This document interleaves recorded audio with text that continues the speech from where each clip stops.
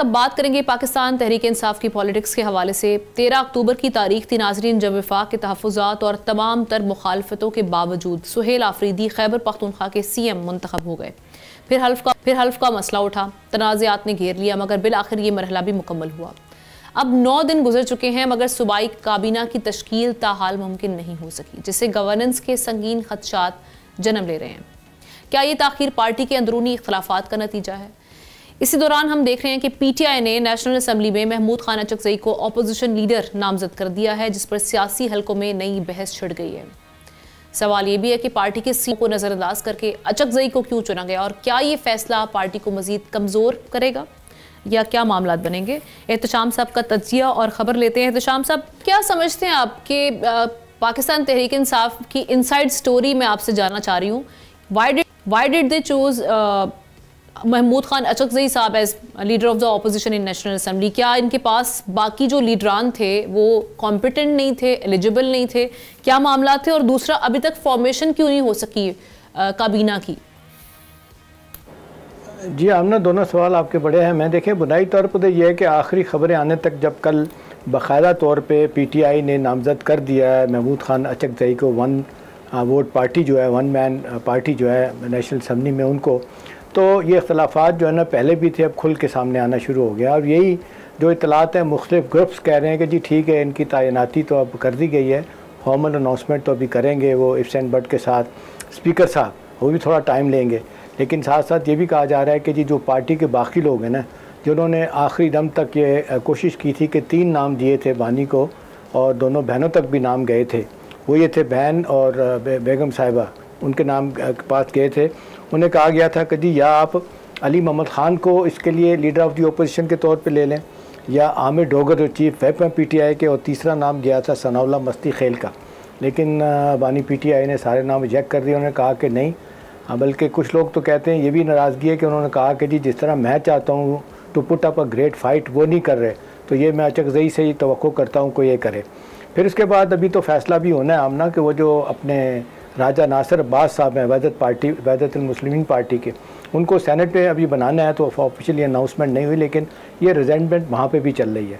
अब ये फैसला तो कर लिया गया, ज़ाहिर है ना कोई भी नहीं करता। अब ये बन गए हैं, क्या कितने कामयाब होंगे नहीं होंगे, क्योंकि पार्टी के अंदर बहुत सारे डिफरेंसेस हैं, बहुत ग्रुप्स बन गए, उनका भी मैं आपको और भी बताऊँगा। ये जो आप सवाल कर रही हैं कैबिनेट की फॉर्मेशन का, अब इसके हवाले से ख़बर ये आमना कि जब तक ये बानी PTI से सुहेल आफरीदी की मुलाकात नहीं होती, जो नए चीफ मिनिस्टर हैं, कहा जाता है कि जी एक शेडो कैबिनेट बना दी जाए।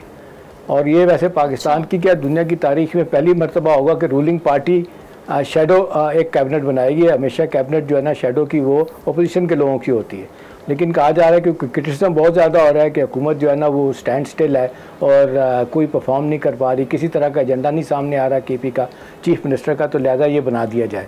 अब इसमें भी बड़े इख्तलाफात है। एक ग्रुप जो बहुत ज़्यादा सपोर्ट करता है इनको, बैरिस्टर साहब को, वो कहते हैं कि जी उनको बना दिया जाए, एक एडवाइज़र लगाया जाए, और वो बहुत बेहतर काम करते हैं। और इसके लिए कहा जा रहा है कि जो बहुत ज़्यादा इसमें सपोर्ट दी गई है वो इनकी तरफ से दी गई थी। जो 3 नाम हैं, अली ज़फ़र साहब बैरिस्टर सैफ को सपोर्ट कर रहे हैं, और इसी तरह से गंडापुर ने भी कहा था, और इसके अलावा 1-2 और लोग हैं, वो ये चाह रहे हैं कि जी इनको जिस तरीके से हटाया गया था गंडापुर को, वो ठीक नहीं है। अब इनके ऊपर बात आ रही है कि जी जिस तरह ये काबीना बना के चलाना चाहते हैं, तो शायद बात नहीं बनेगी। ऊपर से तो सारे आमना ना कोई नहीं करता, लेकिन अंदर से बातें यही आ रही हैं कि जी कैसे काबीना चलेगी। और फिर वो जो करप्शन की बातें ख़त्म नहीं हो रही, वो कह रहे हैं BRT प्रोजेक्ट हो, कोहिस्तान का प्रोजेक्ट हो, इसी तरह से मालूम जब्बा का करप्शन का केस है, फिर कोहिस्तान का, फिर बिलियन ट्री सुनामी वाला केस है। वो कहते हैं ये करप्शन की कहानी है, और परफॉर्मेंस बिल्कुल नहीं है, डिलीवरी बिल्कुल नहीं है।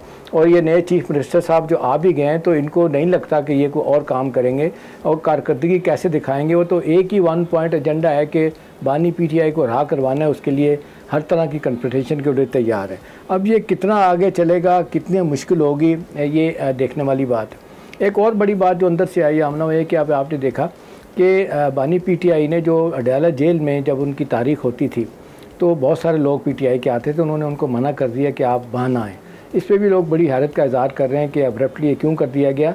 कुछ लोगों का ख्याल है कि इससे वहाँ क्राइसिस पैदा होता है, रास्ते बंद हो जाते हैं। दूसरा ये है, उन्होंने कहा है कि जहाँ जहाँ PTI की केसेस हाई कोर्टों में लगे हुए हैं, आप वहाँ जाके एहतजाज करें। एक और बात जो और अंदर से सामने आई है कि अब ये तो आपको पता है कि दिनों की बात है कि तोशा खाना 2 में सज़ा सुना दी जाएगी ऐवानी PTI को।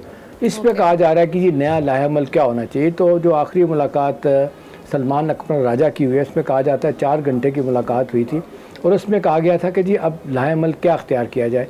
तो इन्हें प्लान किया गया जी मासिफ जो है ना वो रैलीज़ और एहतजाज किए जाएंगे, लेकिन साथ ही इस बात का भी खदशे का इज़हार किया गया कि KP में तो हमने करके देख लिया, आखिरी जलसा भी किया, वो कामयाब नहीं हुआ। कितना हुआ, गंडापुर पे बहुत क्रिटिसिज्म आया क्योंकि ऑर्गेनाइज नहीं था। वो कहते हैं 12 करोड़ पे मैंने खर्च भी किया अपनी ज़ात से, तो लेकिन इसके बावजूद वहाँ पे मसाइल है। पंजाब में वहाँ पे अब कहते हैं कोई ऑर्गेनाइजेशन नहीं है। आलिया हमज़ा को जिस तरह साइड लाइन किया गया, वैसे भी उन पर सज़ा उनको हो चुकी है, तो वो शायद पसे पर्दा चली गई हैं, अंडरग्राउंड चली गई हैं। तो वो कहते हैं जब तक पंजाब से ये एहतजाज नहीं होता PTI के लिए कोई कामयाबी नहीं। तो असल बात आमना ये इम्पॉर्टेंट बात है कि ये ग्रुपिंग जो है ना, इसकी वजह से बड़े मसाइल पैदा किए जा रहे हैं। आपने देखा जिस तरीके से हलीमा बीबी को हटा के दूसरी बहन उनकी जो है नौरीन भी, उनको नौरीन खान को लगा दिए गए। वो भी कहा जाता है कि उनकी परफॉर्मेंस इतनी अच्छी है।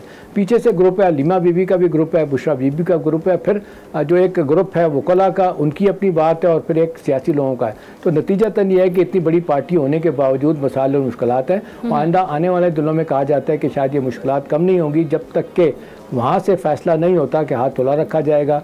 और एक ही बात कही जा रही कि पहले इन द फर्स्ट प्लेस अपनी सोशल मीडिया टीम को रुकवाएं। वो जो रियासत और अदारों को जिस अंदाज से आए दिन गालियाँ निकाली जाती हैं, तनकीद की जाती है, जब तक ये ख़त्म नहीं होगी कोई आपको रिलीफ नहीं मिलेगा। तो एज़ वी स्पीक तो मामला तो स्टैंड स्टिल है और KP की गवर्नमेंट के ना बनने की वजह से कैबिनेट में इनके लिए मुश्किलात पैदा हो रही हैं। Thank you so much for the insight Ehtesham साहब, आपने हमें ज्वाइन किया और इस हवाले से बड़ी अहम खबरें और तज्जिया पेश किया। सब्सक्राइब करें और बेल दबाएं ताकि कोई खबर रह न जाए।